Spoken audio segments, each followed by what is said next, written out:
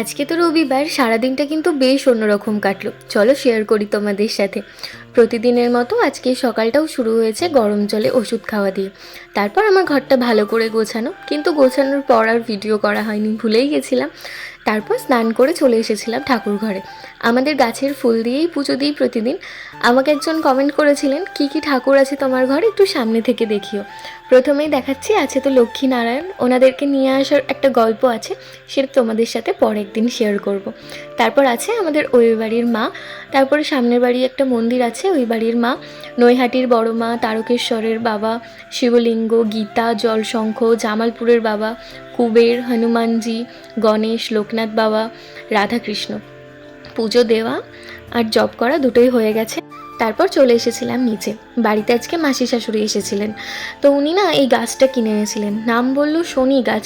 দেখতে লজ্জাবতীর মতো হলেও কিন্তু সেটা না। তোমরা কেউ জানো এটার ব্যাপারে? তাহলে আমাকে জানিও। নীল দুপুরে বাড়ি এসেছিল, হঠাৎ করে বলল রেডি হয়ে নে, একটু ছবি তুলতে যাব। তারপর খাওয়া দাওয়া করে বিকেলে রেডি হয়ে বেরিয়ে পড়েছিলাম। অনেক দিন পর দুজনে একা কোথাও একটু ঘুরতে বেরোলাম, তাও আবার বিকেলবেলায়। কারণ নীলের দোকান থেকে বাড়ি আসার কোনো ঠিক থাকে না বিকেলে, তাই বেশিরভাগ টাইম আমরা সন্ধেবেলাতেই বেরোই। সন্ধে বলতে রাতই হয়ে যায়, 8:30 বেজে যায়। আজকে বিকেলটা কিন্তু খুব সুন্দর গেছে। ছবি তুলেছি, ভিডিও করেছি, সেগুলো তো আছেই, কিন্তু দুজনের টাইমিংটাও খুব ভালো কেটেছে। অনেক দিন পর বাঁধের ধার গেছিলাম, ওখানে একটু লোকেশন ভালো আছে, তাই ছবি টবি তোলার জন্য খুব ভালো লাগে।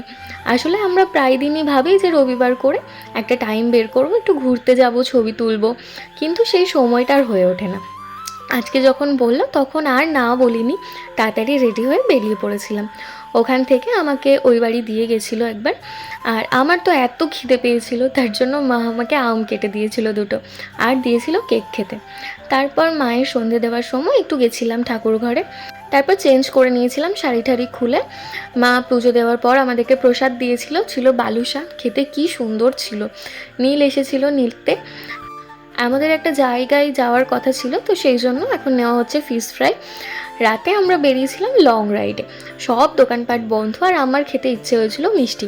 সেই জন্য নীল আমাকে নিয়ে গেছিলো মিষ্টির কারখানায়। একদম গরম গরম মিষ্টি খেয়েছিলাম দুজনে, বাড়িতেও এনেছিলাম।